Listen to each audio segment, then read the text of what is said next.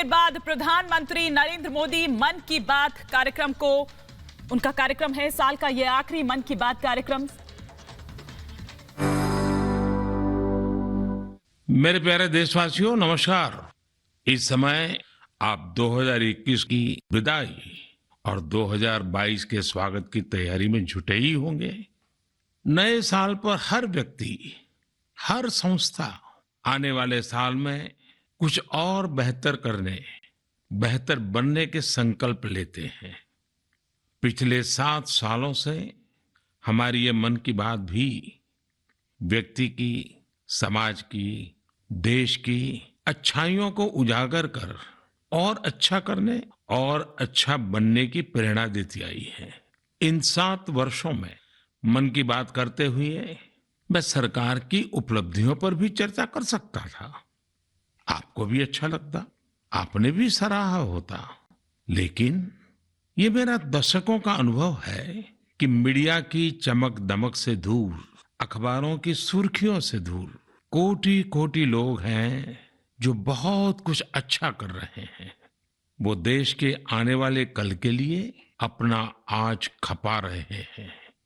वो देश की आने वाली पीढ़ियों के लिए अपने प्रयासों पर आज जी जान से जुटे रहते हैं।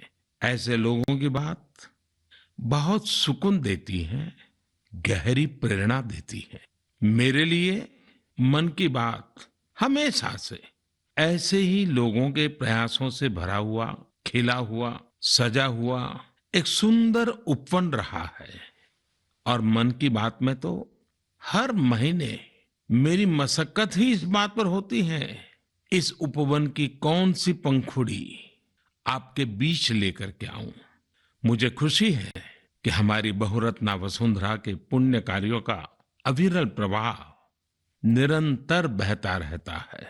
और आज जब देश अमृत महोत्सव मना रहा है, तो ये जो जनशक्ति है, जन जन की शक्ति है, उसका उल्लेख, उसके प्रयास, उसका परिश्रम भारत के और मानवता के उज्जवल भविष्य के लिए एक तरह से गारंटी देता है। साथियों, ये जनशक्ति की ही ताकत है, सबका प्रयास है कि भारत 100 साल में आई सबसे बड़ी महामारी से लड़ सका। हम हर मुश्किल समय में एक दूसरे के साथ एक परिवार की तरह खड़े रहे। अपने मोहल्ले या शहर में किसी की मदद करना हो, जिससे जो बना उससे ज्यादा करने की कोशिश की। आज विश्व में वैक्सीनेशन के जो आंकड़े हैं, उनकी तुलना भारत से करें तो लगता है कि देश ने कितना अभूतपूर्व काम किया है, कितना बड़ा लक्ष्य हासिल किया है। वैक्सीन की 140 करोड़ डोज के पड़ाव को पार करना प्रत्येक भारतवासी की अपनी उपलब्धि है। ये प्रत्येक भारतीय का व्यवस्था पर भरोसा दिखाता है, विज्ञान पर भरोसा दिखाता है, वैज्ञानिकों पर भरोसा दिखाता है और समाज के प्रति अपने दायित्वों को निभा रहे हम भारतीयों की इच्छा शक्ति का प्रमाण भी है। लेकिन साथियों, हमें ये भी ध्यान रखना है कि कोरोना का एक नया वेरिएंट दस्तक दे चुका है। पिछले 2 वर्षों का हमारा अनुभव है कि इस वैश्विक महामारी को परास्त करने के लिए एक नागरिक के तौर पर हमारा खुद का प्रयास बहुत महत्वपूर्ण है। ये जो नया ओमिक्रॉन वेरिएंट आया है, उसका अध्ययन हमारे वैज्ञानिक लगातार कर रहे हैं। हर रोज नया डेटा उन्हें मिल रहा है, उनके सुझावों पर काम हो रहा है। ऐसे में स्वयं की सजगता, स्वयं का अनुशासन कोरोना के इस वेरिएंट के खिलाफ देश की बहुत बड़ी शक्ति है। हमारी सामूहिक शक्ति ही कोरोना को परास्त करेगी। इसी दायित्व बोध के साथ हमें 2022 में प्रवेश करना है। मेरे प्यारे देशवासियों, महाभारत के युद्ध के समय भगवान श्री कृष्ण ने अर्जुन को कहा था, नभः स्पुरुषम दीप्तम, यानी गर्व के साथ आकाश को छूना। ये भारतीय वायुसेना का आदर्श वाक्य भी है। मां भारती की सेवा में लगे अनेक जीवन आकाश की इन बुलंदियों को रोज गर्व से छूते हैं, हमें बहुत कुछ सिखाते हैं। ऐसा ही एक जीवन रहा ग्रुप कैप्टन वरुण सिंह का। वरुण सिंह उस हेलीकॉप्टर को उड़ा रहे थे जो इस महीने तमिलनाडु में हादसे का शिकार हो गया। उस हादसे में हमने देश के पहले सीडीएस जनरल बिपिन रावत और उनकी पत्नी समेत कई वीरों को खो दिया। वरुण सिंह भी मौत से कई दिन तक जाबाजी से लड़े, लेकिन फिर वो भी हमें छोड़कर चले गए। वरुण जब अस्पताल में थे, उस समय मैंने सोशल मीडिया पर कुछ ऐसा देखा जो मेरे हृदय को छू गया। इस साल अगस्त में ही उन्हें शौर्य चक्र दिया गया था। इस सम्मान के बाद उन्होंने अपने स्कूल के प्रिंसिपल को एक चिट्ठी लिखी थी। इस चिट्ठी को पढ़कर मेरे मन में पहला विचार यही आया कि सफलता के शीर्ष पर पहुंचकर भी वे जड़ों को सींचना नहीं भूले। दूसरा कि जब उनके पास सेलिब्रेट करने का समय था तो उन्होंने आने वाली पीढ़ियों की चिंता की। वो चाहते थे कि जिस स्कूल में वो पढ़े वहां के विद्यार्थियों की जिंदगी भी एक सेलिब्रेशन बने। अपने पत्र में वरुण सिंह जी ने अपने पराक्रम का बखान नहीं किया, बल्कि अपनी असफलताओं की बात की। कैसे उन्होंने अपनी कमियों को काबिलियत में बदला, इसकी बात की। इस पत्र में एक जगह उन्होंने लिखा है, it is okay to be mediocre, not everyone will excel at school and not everyone will be able to score in the 90s. If you do, it is an amazing achievement and must be applauded. However, if you don't think that you are meant to be mediocre. You may be mediocre in school, but it is by no means a measure of things to come in life. Find your calling. It could be art, music, graphic design, literature, etc. Whatever you work towards, be dedicated, do your best.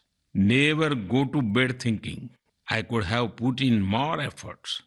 साथियों, औसत से असाधारण बनने का उन्होंने जो मंत्र दिया है, वो भी उतना ही महत्वपूर्ण है। इसी पत्र में वरुण सिंह ने लिखा है, Never lose hope.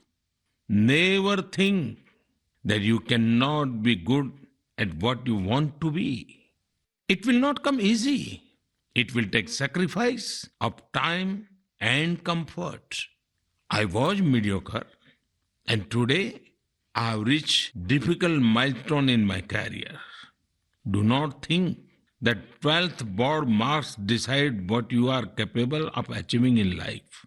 Believe in yourself and work towards it. Varun ने लिखा था कि अगर वो एक भी स्टूडेंट को प्रेरणा दे सके तो ये भी बहुत होगा। लेकिन आज मैं कहना चाहूंगा, उन्होंने पूरे देश को प्रेरित किया है। उनका लेटर भले ही केवल स्टूडेंट से बात करता हो, लेकिन उन्होंने हमारे पूरे समाज को संदेश दिया है। साथियों, हर साल मैं ऐसे ही विषयों पर विद्यार्थियों के साथ परीक्षा पर चर्चा करता हूं। इस साल भी एग्जाम से पहले मैं स्टूडेंट्स के साथ चर्चा करने की प्लानिंग कर रहा हूं। इस कार्यक्रम के लिए 2 दिन बाद 28 दिसंबर से mygov.in पर रजिस्ट्रेशन भी शुरू होने जा रहा है। ये रजिस्ट्रेशन 28 दिसंबर से 20 जनवरी तक चलेगा। इसके लिए क्लास 9 से 12 तक के स्टूडेंट्स, टीचर्स और पेरेंट्स के लिए ऑनलाइन कंपटीशन भी आयोजित होगा। मैं चाहूंगा कि आप सब इसमें जरूर हिस्सा लें। आपसे मुलाकात करने का मौका मिलेगा।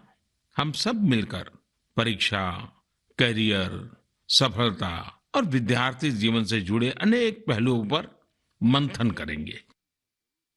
मेरे प्यारे देशवासियों, मन की बात में अब मैं आपको कुछ सुनाने जा रहा हूं जो सरहद के पार कहीं बहुत दूर से आई है। ये आपको आनंदित भी करेंगी और हैरान भी कर देंगी। वन्दे मातरम्, वन्दे मातरम्। शुभलां शुभलां मलयजशीतलां, शास्त्रे श्यामलां मातरम्। वन्दे मातरम्। शुभ्रे ज्योत्स्ना पुलकितयामिनी, पूर्णकुसुमितं द्रुमदलशोभिनी, सुहासिनी सुमधुरभाषिणी, सुखदं वरदं मातरम्। वन्दे मातरम्, वन्दे मातरम्। मुझे पूरा विश्वास है कि ये सुनकर आपको बहुत अच्छा लगा होगा, गर्व की अनुभूति हुई होगी। वंदे मातरम में जो भाव निहित है वो हमें गर्व और जोश से भर देता है। साथियों, आप ये जरूर सोच रहे होंगे कि आखिर ये खूबसूरत वीडियो कहाँ का है, किस देश से आया है। इसका जवाब आपकी हैरानी और बढ़ा देगा। वंदे मातरम प्रस्तुत करने वाले ये स्टूडेंट्स ग्रीस के हैं। वहां वे इलिया के हाई स्कूल में पढ़ाई करते हैं। इन्होंने जिस खूबसूरती और भाव के साथ वंदे मातरम गाया है वो अद्भुत और सराहनीय है। ऐसे ही प्रयास दो देशों के लोगों को और करीब लाते हैं। मैं ग्रीस के इन छात्र छात्राओं और उनके टीचर्स का अभिनंदन करता हूं। आजादी के अमृत महोत्सव के दौरान किए गए उनके प्रयास की सराहना करता हूं। साथियों, मैं लखनऊ के रहने वाले नीलेश जी की एक पोस्ट की भी चर्चा करना चाहूंगा। नीलेश जी ने लखनऊ में हुए एक अनूठे ड्रोन शो की बहुत प्रशंसा की है। ये ड्रोन शो लखनऊ के रेसिडेंसी क्षेत्र में आयोजित किया गया था।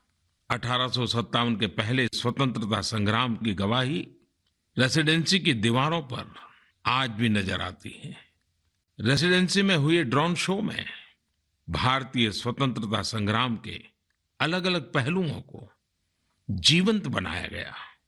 चाहे चौरी चौरा आंदोलन हो, काकोरी ट्रेन की घटना हो या फिर नेताजी सुभाष बाबू का अदम्य साहस और पराक्रम, इस ड्रोन शो ने सबका दिल जीत लिया।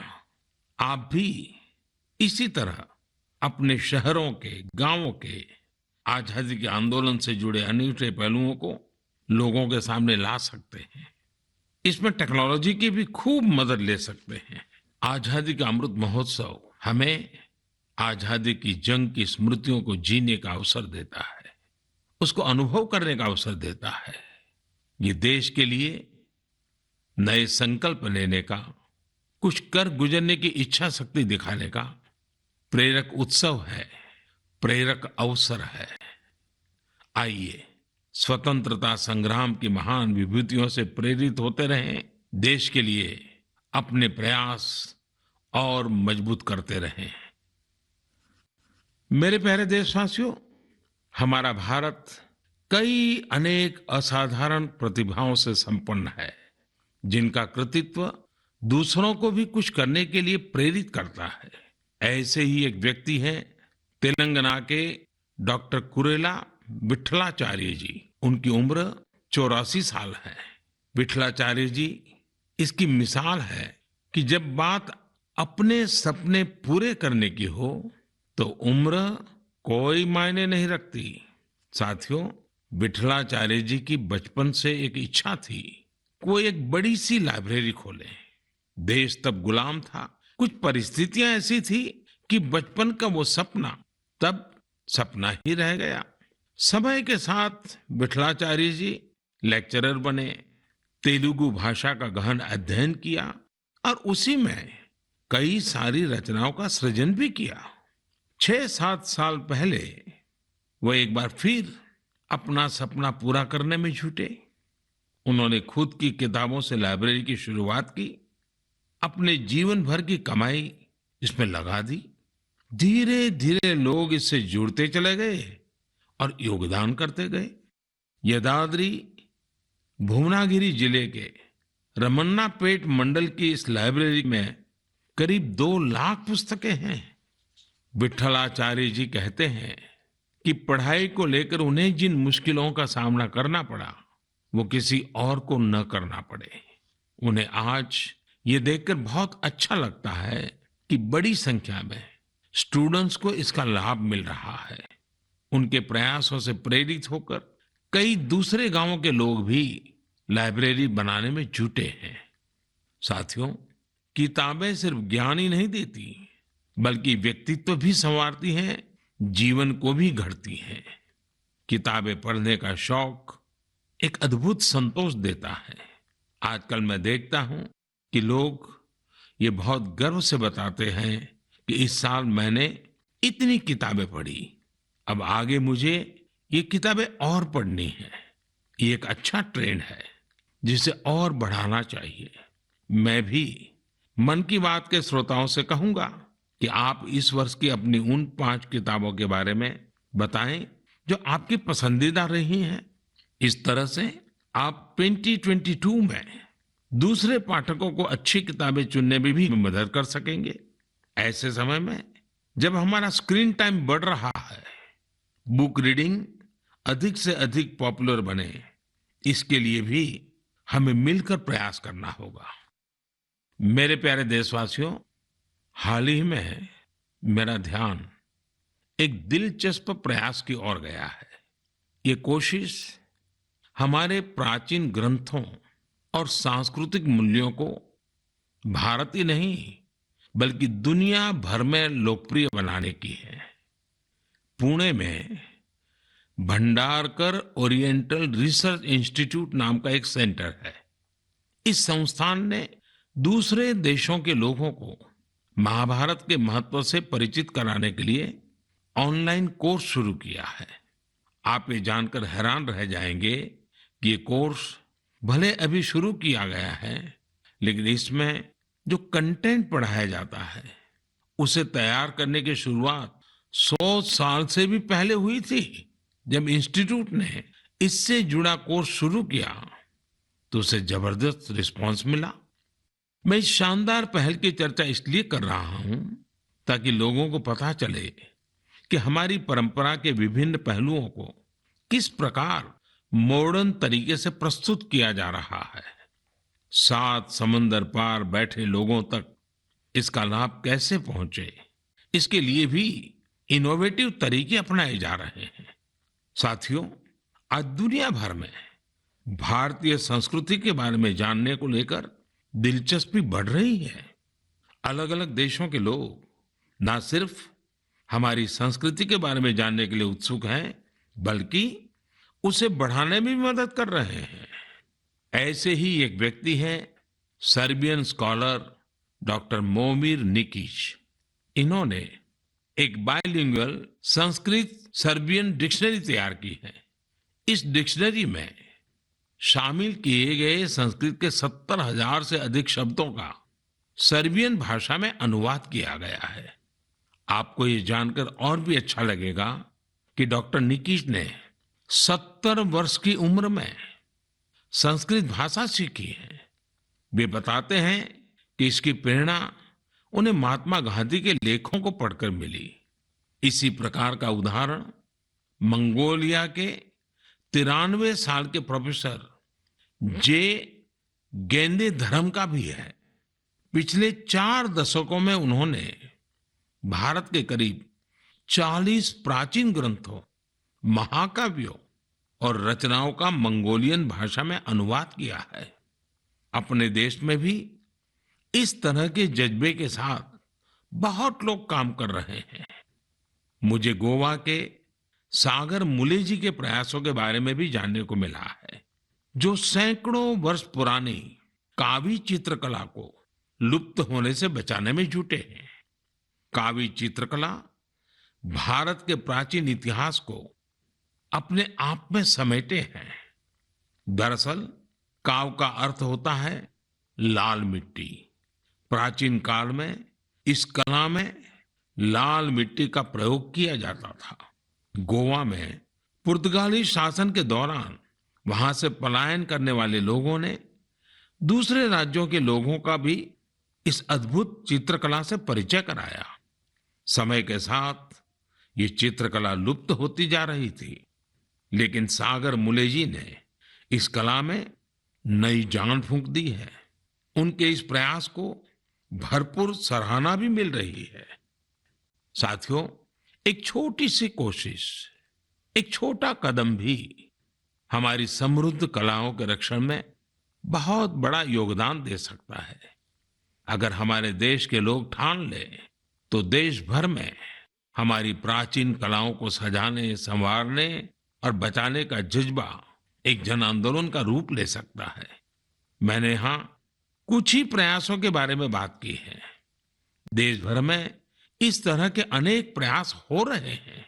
आप उनकी जानकारी नमो ऐप के जरिए मुझ तक जरूर पहुंचाएं। मेरे प्यारे देशवासियों, अरुणाचल प्रदेश के लोगों ने साल भर से एक अनूठा अभियान चला रखा है और उसे नाम दिया है Arunachal Pradesh air gun surrender अभियान। इस अभियान में लोग स्वेच्छा से अपनी एयर गन सरेंडर कर रहे हैं। जानते हैं क्यों? ताकि अरुणाचल प्रदेश में पक्षियों का अंधाधुंध शिकार रुक सके। साथियों, अरुणाचल प्रदेश पक्षियों की 500 से भी अधिक प्रजातियों का घर है। इनमें कुछ ऐसी देसी प्रजातियां भी शामिल हैं जो दुनिया में कहीं और नहीं पाई जाती हैं। लेकिन धीरे धीरे अब जंगलों में पक्षियों की संख्या में कमी आने लगी है। इसे सुधारने के लिए ही अब ये एयरगन सरेंडर अभियान चल रहा है। पिछले कुछ महीनों में पहाड़ से मैदानी इलाकों तक, एक कम्युनिटी से लेकर दूसरी कम्युनिटी तक, राज्य में हर तरफ लोगों ने इसे खुले दिल से अपनाया है। अरुणाचल के लोग अपनी मर्जी से अब तक 1600 से ज्यादा एयरगन सरेंडर कर चुके हैं। मैं अरुणाचल के लोगों की इसके लिए प्रशंसा करता हूं, उनका अभिनंदन करता हूं। मेरे प्यारे देशवासियों, आप सभी की ओर से 2022 से जुड़े बहुत सारे संदेश और सुझाव आए हैं। एक विषय हर बार की तरह अधिकांश लोगों के संदेशों में है। ये है स्वच्छता और स्वच्छ भारत का। स्वच्छता का ये संकल्प अनुशासन से, सजगता से और समर्पण से ही पूरा होगा। हम एनसीसी कैडेट द्वारा शुरू किए गए पुनीत सागर अभियान में भी इसकी झलक देख सकते हैं। इस अभियान में 30,000 से अधिक एनसीसी कैडेट शामिल हुए। एनसीसी के इन कैडेट्स ने बीचेज पर सफाई की, वहां से प्लास्टिक कचरा हटाकर उसे रिसाइकलिंग के लिए इकट्ठा किया। हमारे बीचेज, हमारे पहाड़, ये हमारे घूमने लायक तभी होते हैं जब वहां साफ सफाई हो। बहुत से लोग किसी जगह जाने का सपना जिंदगी भर देखते हैं, लेकिन जब वहां जाते हैं तो जाने अनजाने कचरा भी फैला आते हैं। ये हर देशवासी की जिम्मेदारी है कि जो जगह हमें इतनी खुशी देती है, हम उन्हें अस्वच्छ न करें। साथियों, मुझे साफ वाटर नाम से एक स्टार्टअप के बारे में पता चला है, जिसे कुछ युवाओं ने शुरू किया है।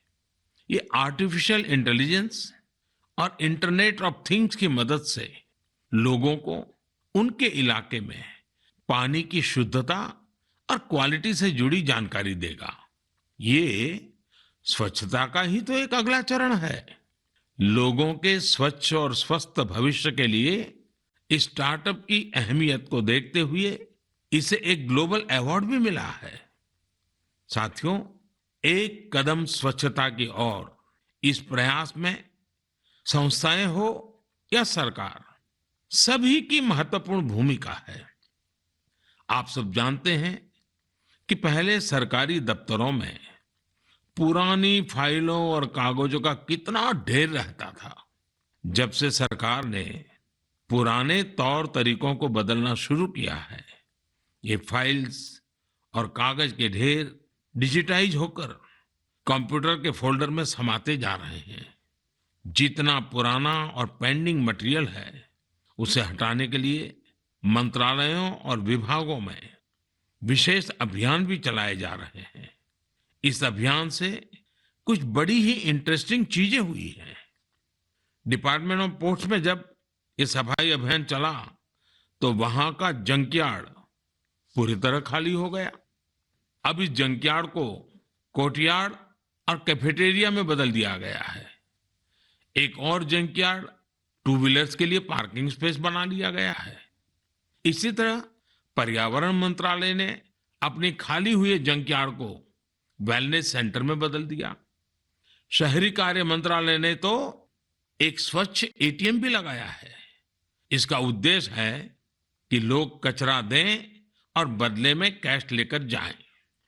सिविल एविएशन मिनिस्ट्री के विभागों ने पेड़ों से गिरने वाली सूखी पत्तियों और जैविक कचरे से जैविक कंपोस्ट खाद बनाना शुरू किया है।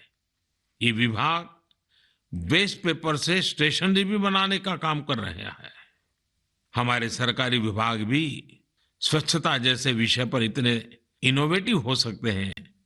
कुछ साल पहले तक किसी को इसका भरोसा भी नहीं होता था, लेकिन आज ये व्यवस्था का हिस्सा बनता जा रहा है।